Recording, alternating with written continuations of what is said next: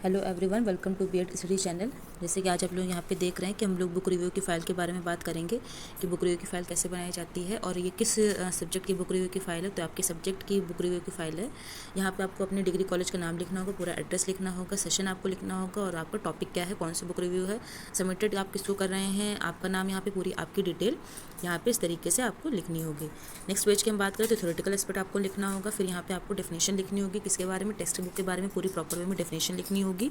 यहाँ पे जैसे कि आप देख रहे हैं ऑक्सफोर्ड डिक्शनरी के अकॉर्डिंग टेक्स्ट बुक का क्या मतलब है ना। तो लुइस के अकॉर्डिंग टेक्स्ट बुक के बारे में क्या कहा गया है, तो वो आपको यहाँ पे लिखना होगा। फिर कैरेक्टरिस्टिक्स आपको विशेषताएं लिखनी होंगी, किसके बारे में, टेक्स्ट बुक के बारे में लिखनी होंगी, अपनी बुक के बारे में लिखनी होंगी। यहाँ पे आपको कैरेक्टरिस्टिक्स या विशेषताएं। फिर आपको यूटिलिटी लिखनी होगी टेक्स्ट बुक की आवश्यकता क्यों पड़ती है ना, बुक्स की महत्ता क्या है, वो आपको यहाँ पे लिखना होगा।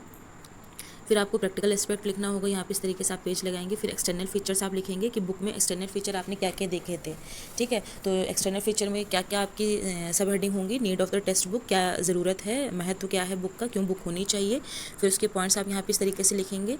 फिर name of the text book आप लिखेंगे, जैसे कि आप यहाँ पे देख रहे हैं name of the text book लिखेंगे। फिर क्लास ऑफ टेक्स्ट बुक लिखेंगे। ये सबसे ज़्यादा इंपॉर्टेंट है कि कौन सी क्लास को आप पढ़ाने के लिए गए हैं या आपने कौन सी क्लास की बुक को देखा है। ऑथर नेम आप लिखेंगे यहाँ पे, पब्लिकेशन कौन सा था, ईयर ऑफ पब्लिकेशन क्या है, टाइप ऑफ बुक कैसी है, कवर पेज कैसा है, फर्स्ट पेज कैसा है और लास्ट पेज आपकी बुक का कैसा है जो आपने बुक चूज़ की थी।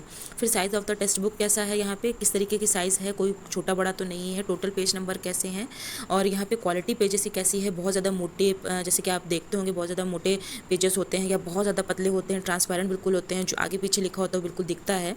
तो प्रिंटिंग ऑफ द बुक कैसी है कि कैसे प्रिंट किया गया है, कहीं मिक्स तो नहीं है ना, उस तरीके से आप यहाँ पे लिखेंगे। प्राइस यहाँ पे कैसा है, यहाँ पे जिस तरीके से आप देख रहे हैं प्राइस कैसा है, ये बहुत ज़्यादा हाई तो नहीं है या लो तो नहीं है, इस तरीके से आप यहाँ पे लिखेंगे।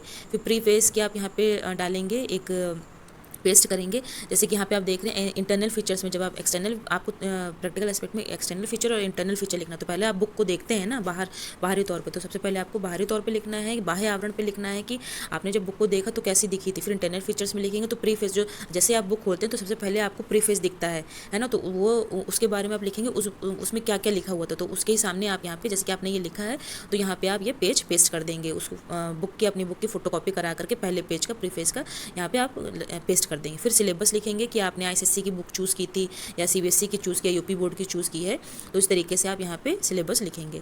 फिर इंडेक्स के बारे में आप लिखेंगे कि इंडेक्स में कितने चैप्टर्स हैं आपके, कितने चैप्टर्स आपके हैं, 20 हैं या फिर 35 हैं, 30 हैं।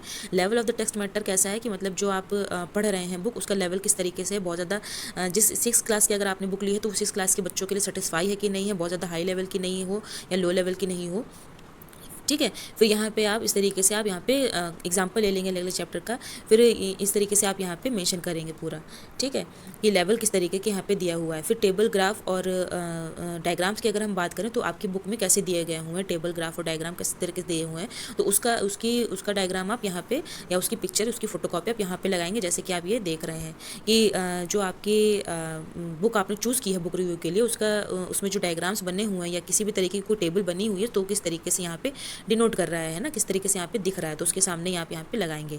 फिर रेमेडी क्या क्या होनी चाहिए वो आप यहाँ लिखेंगे। समरी ऑफ द लेसन, आपने कोई एक लेसन को लिया, फिर उसकी पूरी समरी आपने यहाँ पे लिख दी है, ठीक है, तो इस तरीके से आप लिखेंगे यहाँ पर। फिर additional properties of whole number आप यहाँ पे पूरे तरीके से लिखेंगे कि क्या क्या बुक में, क्या क्या चैप्टर में दिया गया हुआ था, वो आप यहाँ पे लिखेंगे।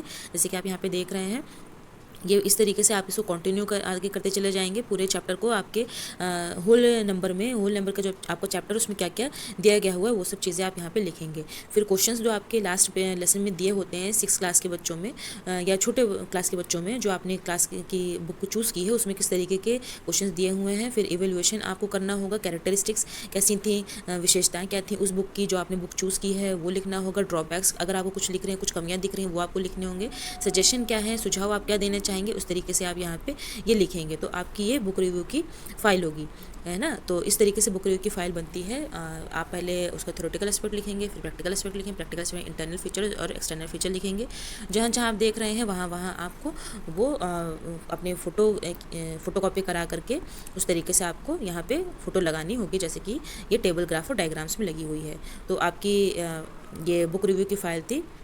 प्लीज़ वीडियो को लाइक करिए और सब्सक्राइब करिए। Thank you.